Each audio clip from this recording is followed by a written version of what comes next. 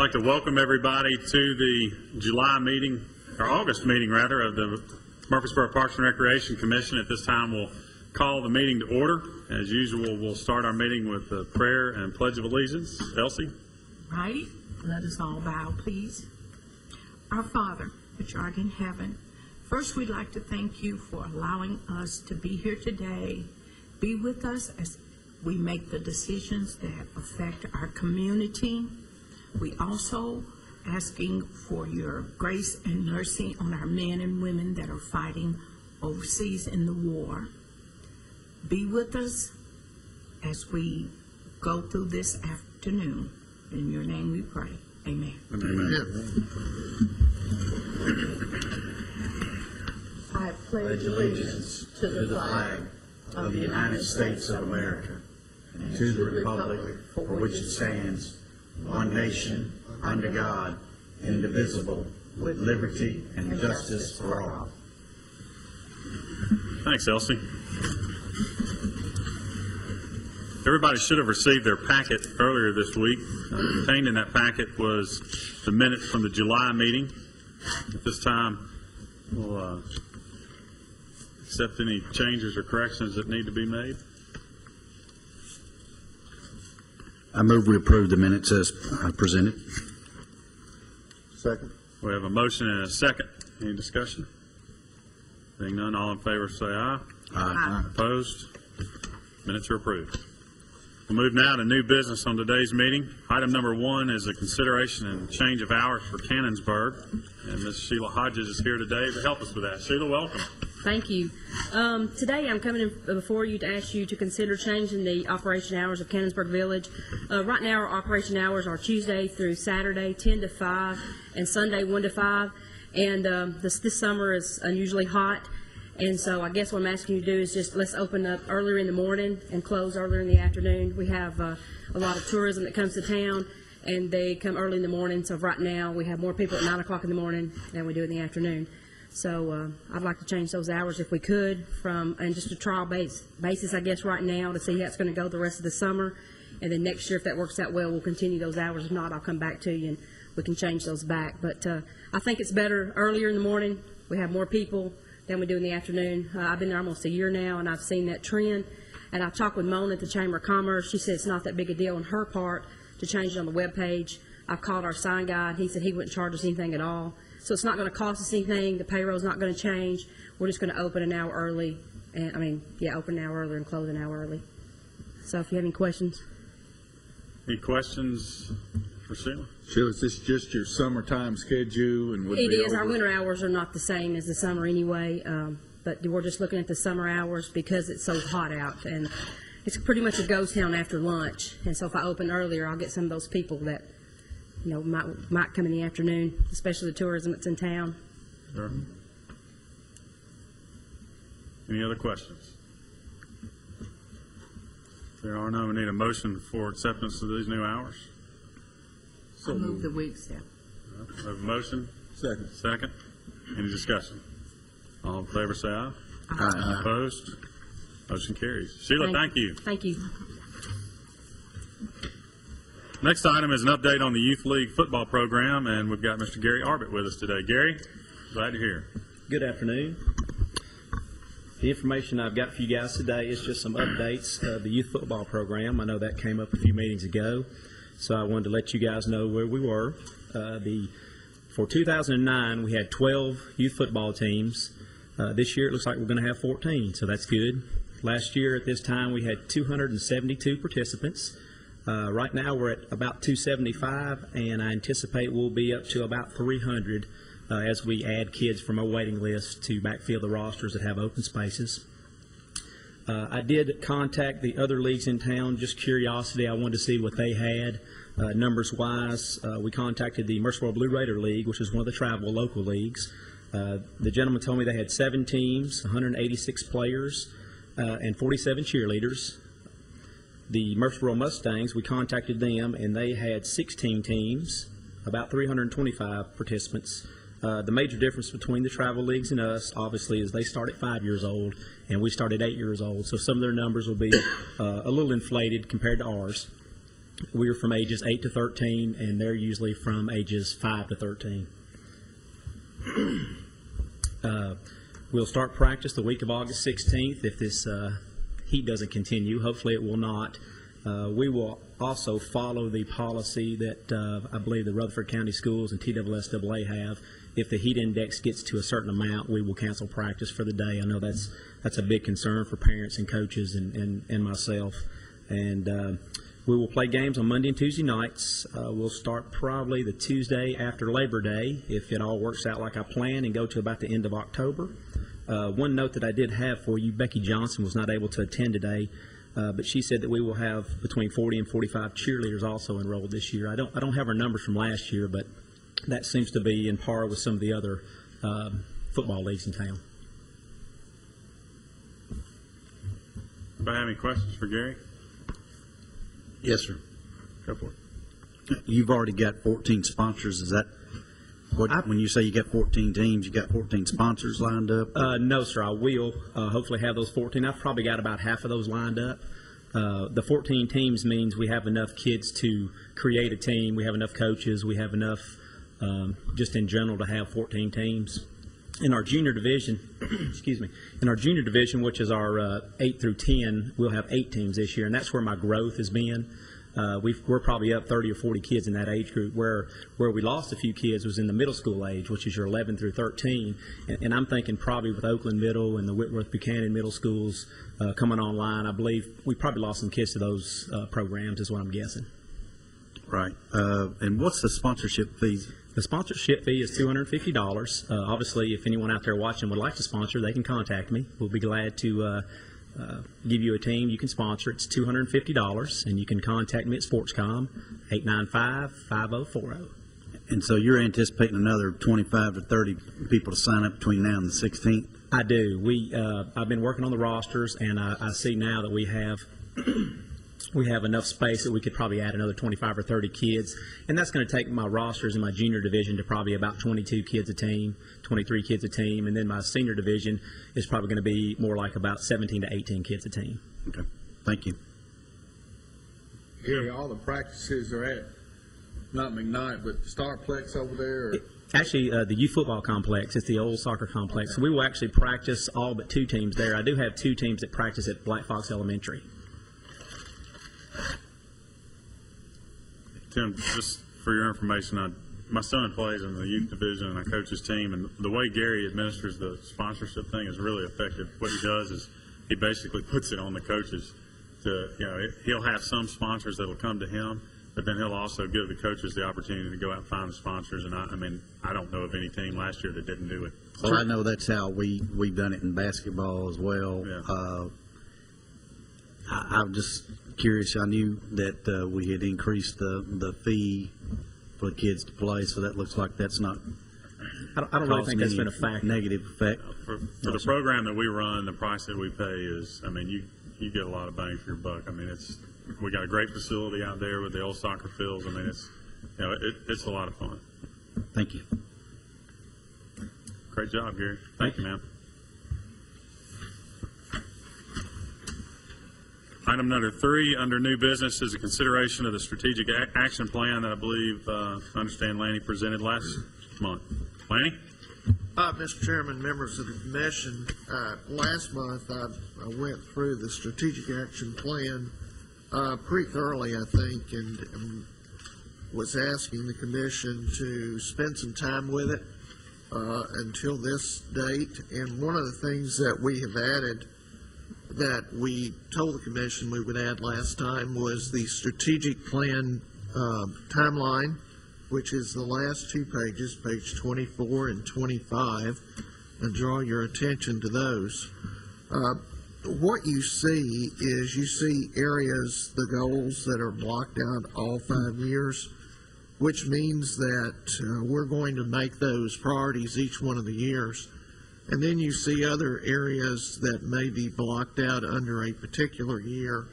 Now, let me preface that by saying that doesn't mean that we're not going to be emphasizing things like customer service. You can see that under 2013. But what that does, and what staff has said and what we've gotten back from commission response and so forth, is that there are several things that we need to get in place. And I think the strategic plan basically says, here's one of the things we'd like to do in Goal 1, Goal 2, Goal 3, Goal 4, Goal 5.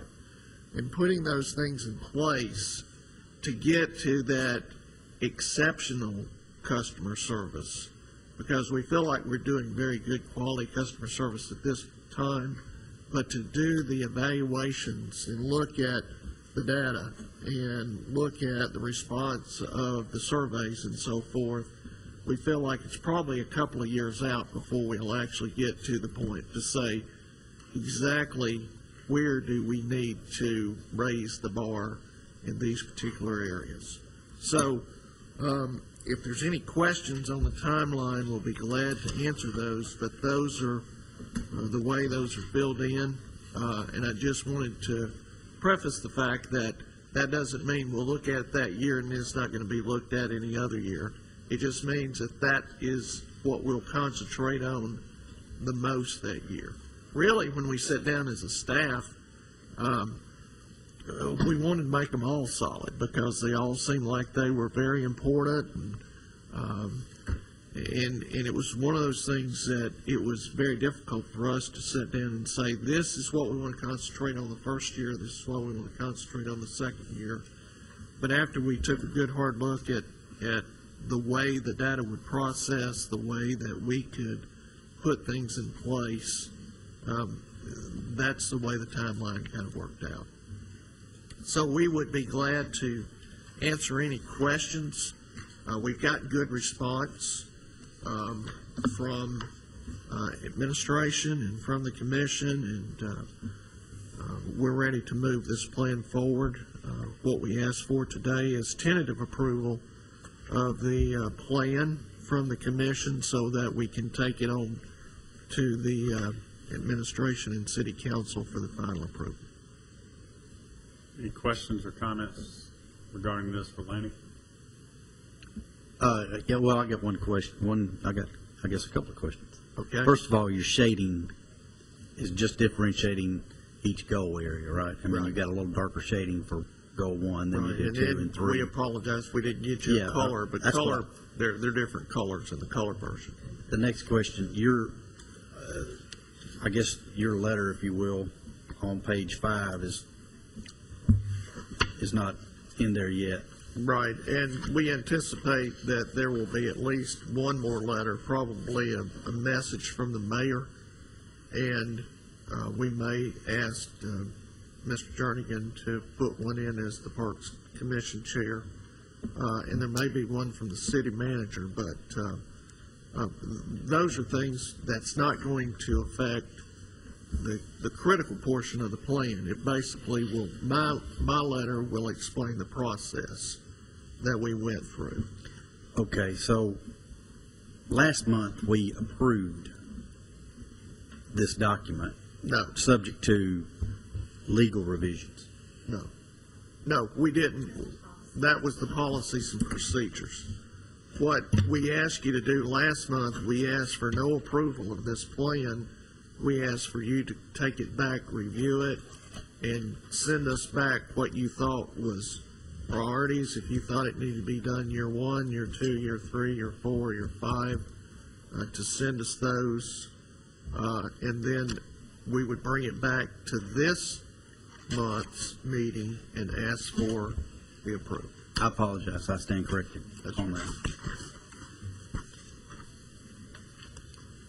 Good questions. Any other? Well, I reviewed it over the time period, and of course, there was a couple of just typographicals that's been taken care of, and I think the way you listed the parks and the amenities at each park with the chart, that made that page a lot more simple and easier to read and understand.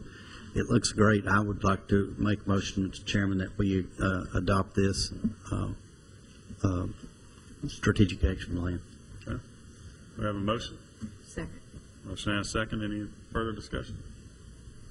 All in favor say aye. Aye. Opposed? Motion passes. Okay, thank Good you. work on this. It's a nice document. Okay, thank Once you. it's finalized, it'll be posted on our website. We'll have it posted on the website, and when we get it finalized, of course, the council may have some tweaks Sure. that they want to do as well, but we'll get you a final copy. Great. Angela Jackson is going to give us an update on Phase 3 of the Stones River Greenway project and on the Old Fort Park Stormwater project. Angela? Thanks. I'm excited to tell you that we are about to add our next mile to the Murfreesboro Greenway system. We currently have 10 miles of trail, and with this new construction that is about to take place, it will bring us up to 11 miles of Greenway trail. So that's something that I'm really pleased about. The Phase 3 of the extension of the West Fork along the West Fork of the Stones River for the Greenway is the phase that is about to, construction is about to begin. Just as a overall look at those 4 phases, the first phase was the section that connected through Old Fort Park, including the shelter and restroom area and Old Fort Trailhead. That was completed in February of 2006. Phase 2 was the 3-mile extension from Old Fort Park to the Cason Trailhead and Highway 99. That was completed in July of last year.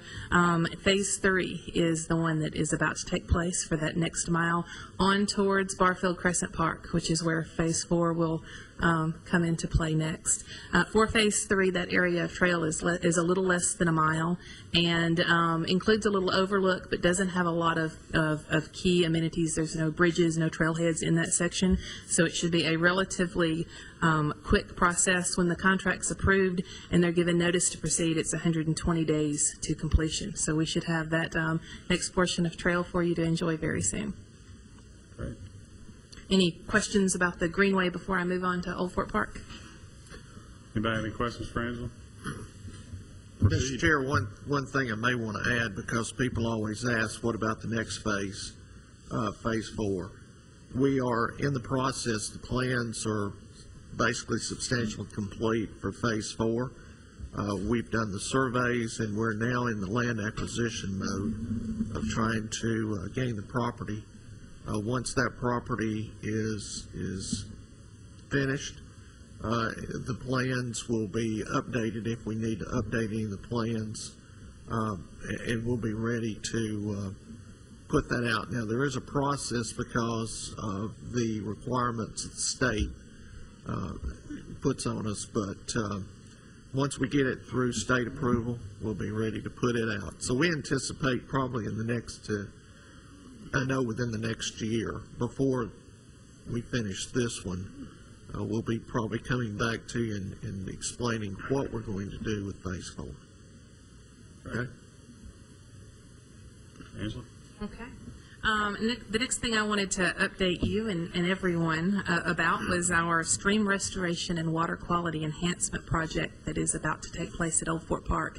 This is a program that the Water and Sewer Department, as a part of their stormwater management and stormwater efforts, are putting into place at Old Fort Park. The project's funded by the stormwater fees that have been paid to the city, and it's a really exciting, really significant project in that park.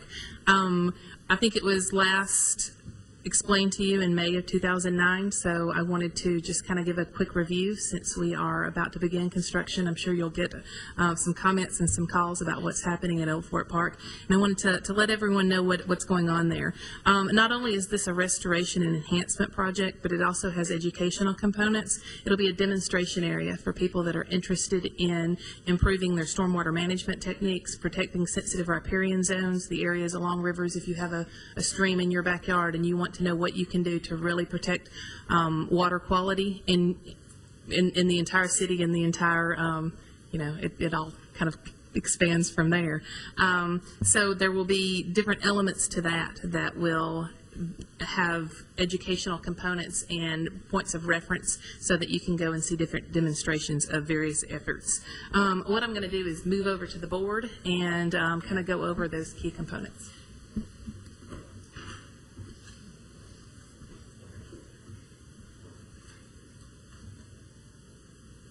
Okay. There are, looks like 5 key components that we will be demonstrating in Old Fort Park as part of this stream restoration and water quality enhancement project. There will be a filter strip, an infiltration trench that will take place. Basically, just kind of as a point of reference here, this is the new shelter restroom area as part of the trailhead. This is the old ag building here, the older tennis courts, and then the new tennis courts back there. Kids Castle Playground is right here, just to kind of orient you to the map. There will be a filter strip and infiltration trench that will be going in across the street from the older tennis courts.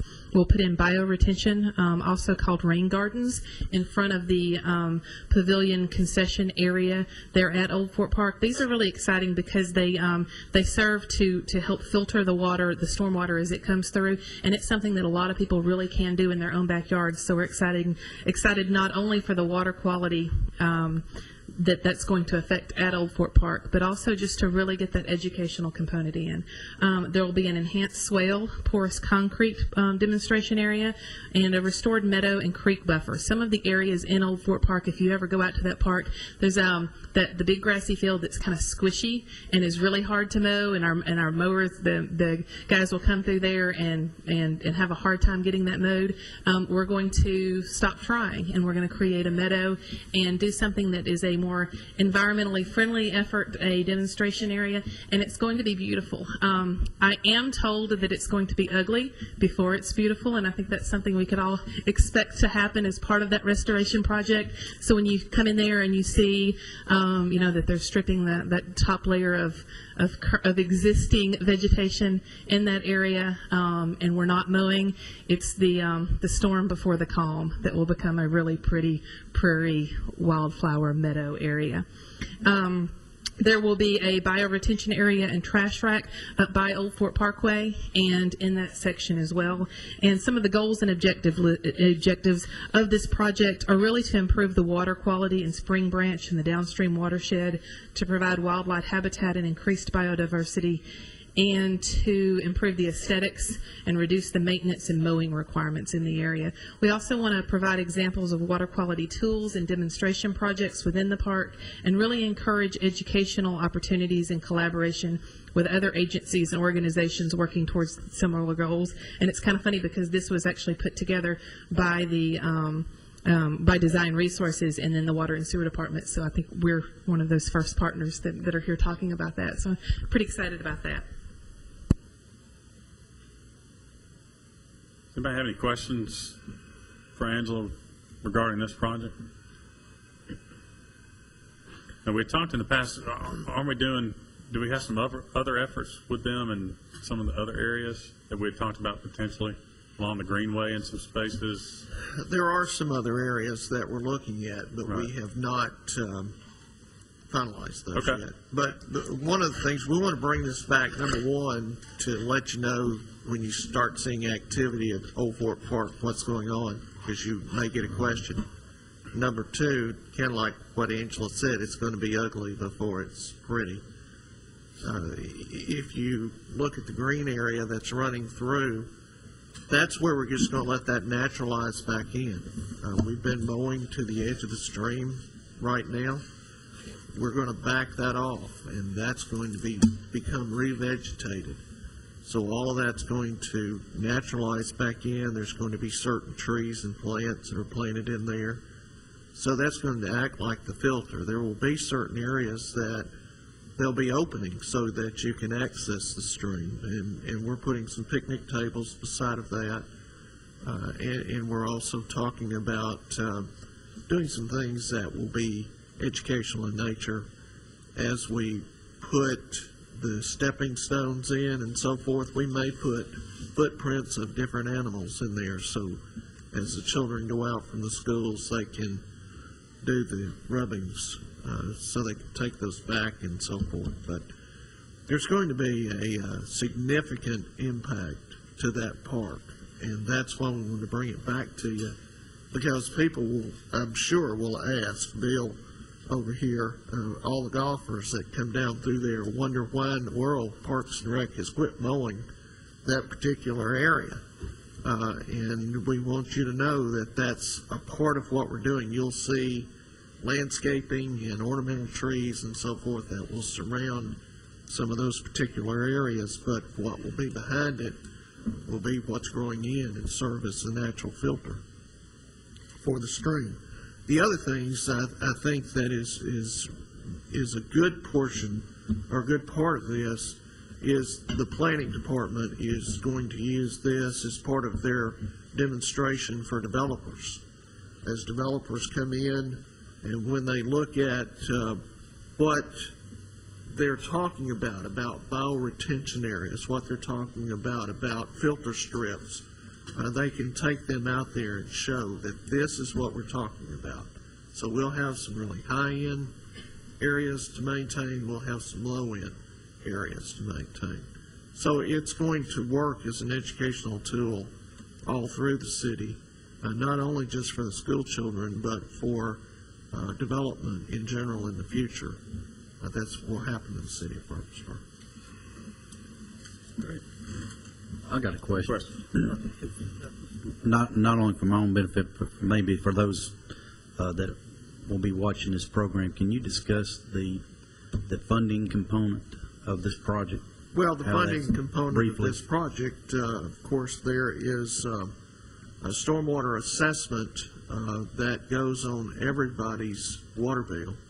I think it's a basic charge of $3.25 or something that shows up on your water bill. That was something that was mandated through regulation, and there has to be a way to meet those mandates for stormwater regulation of water that's going to be draining into certain basins. If you've noticed, if you drive down the interstate now, it will say you're entering the Stones River watershed. You're leaving that, you're going into the Duck River. They're starting to identify those, and they're wanting people to become aware of those as statewide, because everything that you do affects the quality of water that we drink and that we enjoy all the time. So to make that water better, there are mandates that says that you need to do certain things. And one of the components, one of the parts of that mandate is education to the public. And so this is a portion of that educational component that is mandated to the city as a part of that stormwater program. Now, is that a federal mandate or a state mandate? I think those are federal mandates. Thank you. Good question. Any other? Thank you for the update. Last item under new business is an update on the LPRF grant for Kids Castle. Lanny?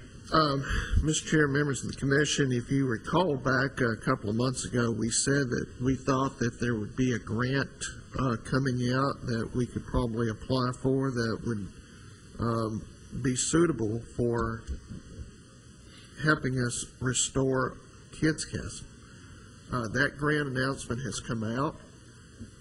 It was a $200,000 match, 50-50 match, which means that we can do a $400,000 project with essentially the money that we had set aside with Kids Castle.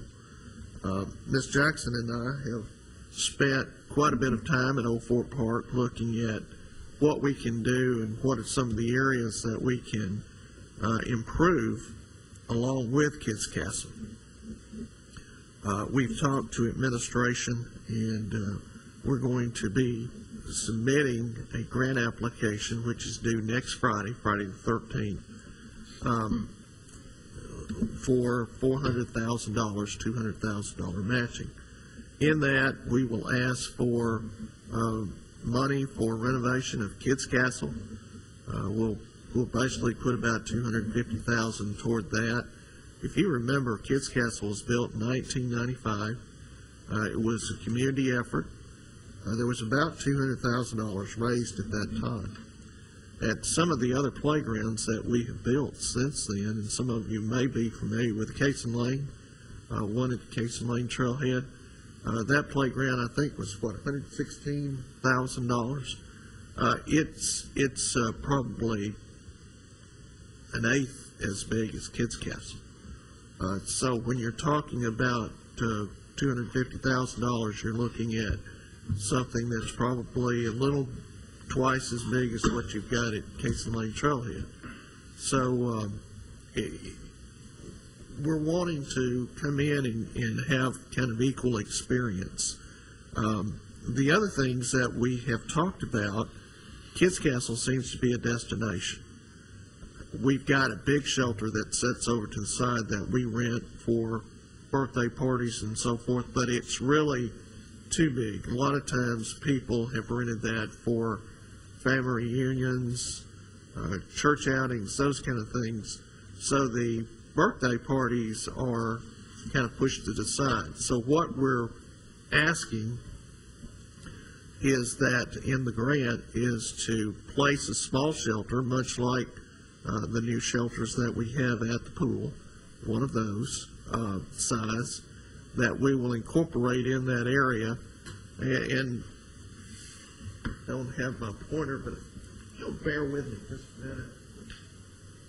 You can see this outline here.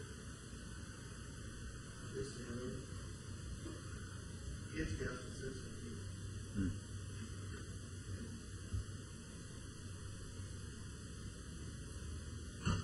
here. Get back to the microphone so people can hear.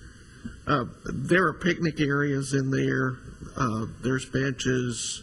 The old water fountain doesn't work. So what we want to do is we want to go back. We want to develop that entire area for family with playgrounds, with a shelter, with new picnicking areas, with new benches. That means we'll need to put in some walkways. The old picnic tables now, just if it's wet or muddy underneath, they don't have good surfacing underneath, we'll come back, put them on pads, those kind of things. So it's going to take $400,000 to bring that plan up and do what we want to do in that particular space. So that is our proposal. We would like to go on record to say that the commission would endorse that plan. A lot of times when we come back from audits for these particular grants, they may say, show us your approval process that you went through with your commission and with your council. So we try to bring those back as a matter of record. So we give you an opportunity to endorse that as well. Any questions of Lanny regarding the grant or the plans for that area? Yes, sir, Mr. Chairman. With the original Kids Castle, a lot of that was done with private dollars, right? It was. And I know I've been involved in other communities where we've built playgrounds with predominantly private dollars as opposed to public. This That's is totally, correct. you're proposing to do something with total public dollars. That's correct. Have we thought about exploring some type of public-private arrangement as opposed to doing this that might reduce, I don't know, these sources of funds are coming from our property taxes, I suppose, as well as the grant? That they come from the general fund generally, or they come from the capital fund, which is paid through the general fund. Which comes from property taxes. Right. Okay. And all of the other. Okay. Sales tax and everything else. I mean, I don't want to necessarily speak in opposition to it, but because I do think it's a great thing to do, and I think it's certainly well past due as far as the Kids Castle is concerned. Just, you know, these are very tough times for a lot of folks. Right. and Mr. we need to Tibbs, be cognizant of those let me things. fast forward just a little, if I may. Our plan is this. We're going to involve, before we do anything to that playground, some of the original members of that committee. I have talked to both of the chairs. They're both still interested in doing something. They'd like to see another Kids Castle. Obviously, there's problems with building a wood structure. We see those now. They wear out. They're not built to playground compliance standards. Generally, when something goes out, you can't replace it. So we've got to kind of meet in the middle here. But we're also going to propose at that particular point options of maybe public-private if we want to go back that way, because there will be ways that we can do that, and we're going to develop a request for proposals from playground companies and from Leathers and Associates, who was the original designer out of New York of Kids Castle, and just see what kind of response that we get, and then go from that point working forward. Because if you heard my explanation earlier, we're not going to have a 20,000 square foot playground with $250,000. We may be able to parlay that with some efforts through the community at that point to bring that even to a better playground. There's nothing that says that we can't apply for $400,000 and build a $400,000 playground using $200,000 of that money and raising $200,000 the other way. But we're just not to that point yet. We're at a point right now that we've got to send something that is concrete into the Department of Environment and Conservation. Okay. Okay. And are we going to, I guess, along with this water quality enhancement and exhibit, if you will, educational program, are we also going to strive to make this a more eco-friendly Yes. park? Yes. Using environment, green building concepts as well? When we had our discussions the other day, that's what we would like to see this park be a good example in the city of. Okay. So as we look at the types of materials the playground's constructed out of, as we look at what we do in the future and the development, because we've got a couple of other areas that are old that's going to need renovation, we want all of that to become a part of that component. Thank you. I have a question. Good comments, yeah. What about new materials and longevity? You said the old park lasted about 15 years. You're about to spend $400,000 more. How long are these structures going to last? I mean, you can build a beautiful brick home for $400,000 and may last 100 years. What about these new playgrounds? Can you get 30 years out of one? Mr. Roediger, generally 20, 25 is about what they'll tell you. Manufacturers will tell you that depending on what kind of materials you have, the use, the load, all of that plays into that. We've got playgrounds now that are 15 years old that they're probably going to last another 10 or 15 years. The only thing that happens with those types of playgrounds is as the standards change, the national standards for safety, then some of those that can't be retrofitted are grandfathered, and at some point you have to replace them just because of safety. Does this equipment come with 25-year warranties? No. Just be quite blunt, no. Most of it will come, some materials, they'll give you what they call a limited lifetime. And if you're familiar with limited lifetime, you know, they may come back and say, well, it had too much sun, or it had too much shade, or there's always something to the limited lifetime. But we've had good success with the playground manufacturers that we've worked with that have come back, that have retrofitted, that have done things. Barfield Crescent Park, for example, there's a little clatter bridge that goes from the ship over to another area, it was set a little low. We had kids, little kids, that wasn't watching for the bridge, that were bumping. So we had the bridge raised. So it was something that the manufacturer, we called them and they came and said, yeah, that looks like a problem. We may need to fix that nationwide. So they came out and corrected it. We haven't had that problem since. But that's an advantage of having a manufacturer behind you versus a self-build. And my last question, is there something within 50 miles that sort of looks like this, new castle you have in mind, or is this sort of state-of-the-art? It's going to be state-of-the-art. What we're going to do in the RFP is we're going to ask the manufacturers to give us their best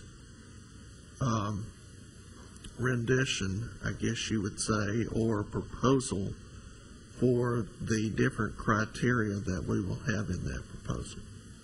For example, we'll ask for something that is themed. We'll ask for areas that are good for 2 through 5-year-olds, something that's 5 through 12-year-olds, a minimum of this many slides, incorporated swings, climbing areas, those kind of things. So it's really going to be more of who does the best job in presenting the best proposal and giving us the most bang for the buck, so to speak. We might need a bigger parking lot for that facility right there. I want to keep that in mind. Yeah. That's a good point. We think it'll be very attractive. All right. Thank you, Lenny. Sure. Any other questions or comments? Being none, we need a motion for approval for them to proceed with the general plans as presented. So moved. And submission of the grant. And submission of the grant. So moved. Second. We have a motion and a second. Any other discussion? All in favor say aye. Aye. Opposed? Motion carries. That'll be another nice addition. I think it will. That completes new business. Do we have anything under other business? Steve? Bill? How about a report on a tennis program? Since we opened our tennis courts, I haven't heard. Are they meeting our demand now? Or what percent occupancy do they have? Something about it. Mr. Allen, the tennis program's going really well. The new courts are being utilized quite heavily. I'll take you back to spring fling. This was the first year that we were able to put all of the tennis that is played at the spring fling at one location.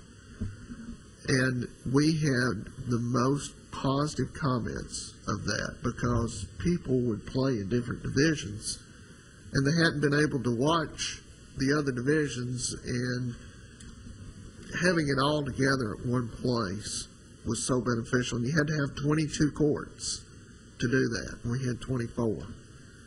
The high schools are now occupying the courts pretty heavily during the high school season.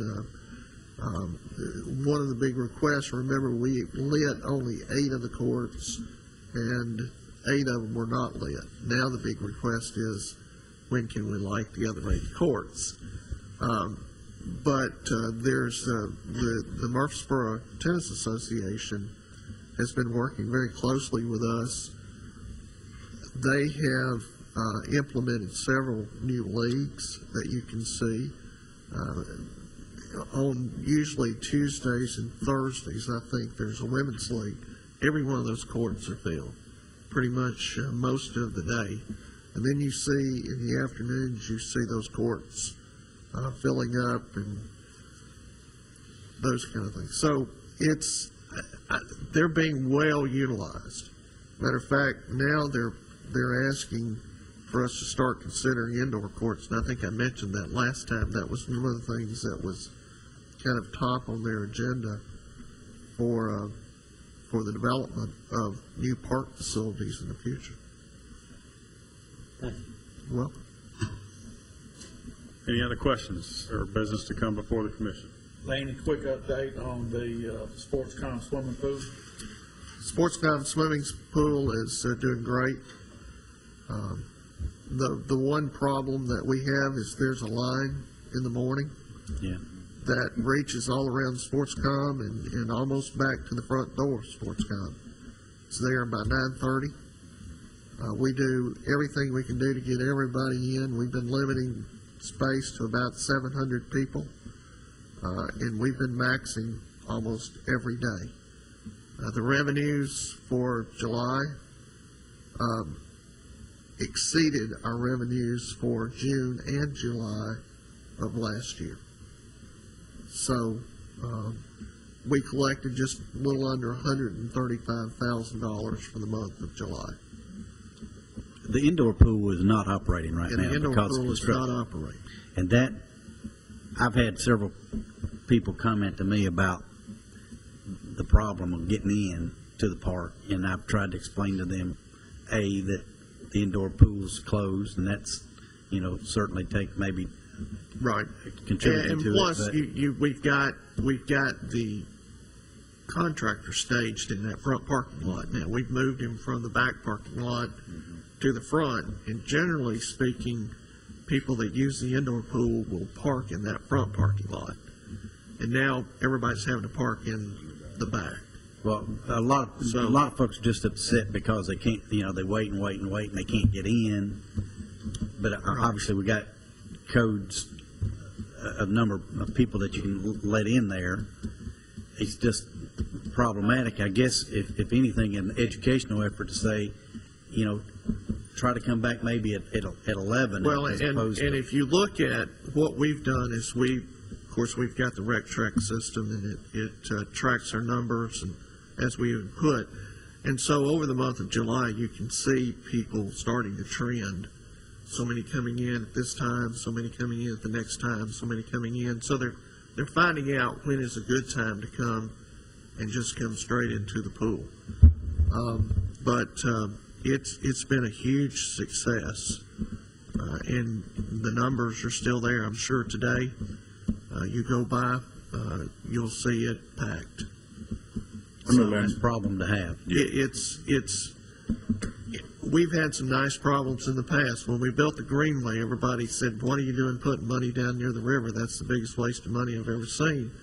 And then they came back and says, "Really, that's one of the nicest things." And our biggest problem was we had to build more parking on the river trail. So I know with the Sportscom, if you go midday, it's a lot better. I went a couple times and took a couple people, young people with me, and about 10:30, 11-ish, wasn't that bad. We had to wait maybe 10 minutes, which wasn't that bad. And I mean, it's an excellent experience. I mean, so again, kudos to them and all that they're doing over there. So it's a great facility.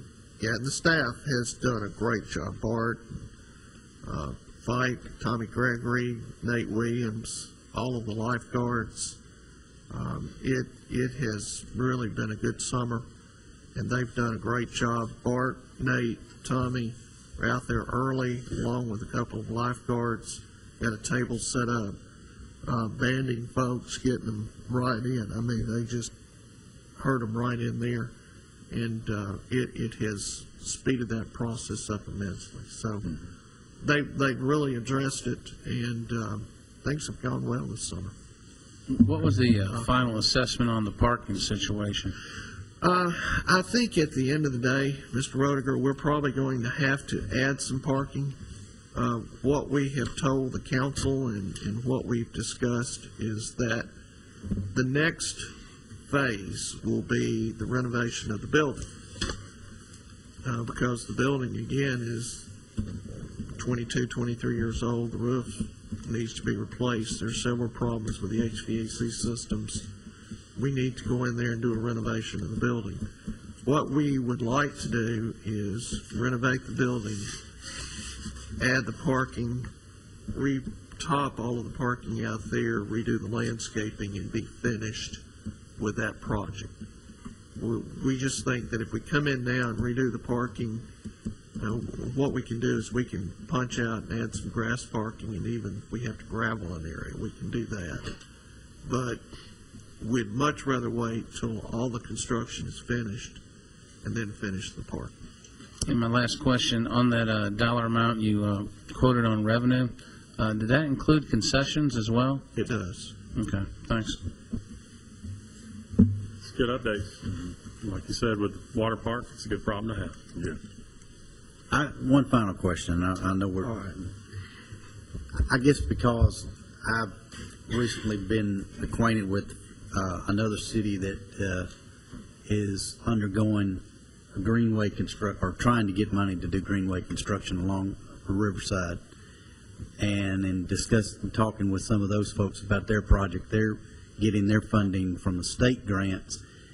The greenway system that's been built here, can you just briefly maybe break down for our citizens how much of that percentage was Fed funds and how much was state funds and how much was local funds? Is there Sure. a breakdown Be of glad percentage? to. Because I think people would be. The first 3.5 miles, which was the original Stones River Greenway, which went from Thompson Lane Trailhead to Fortress Rosecrans, was funded 100% through the National Park Service.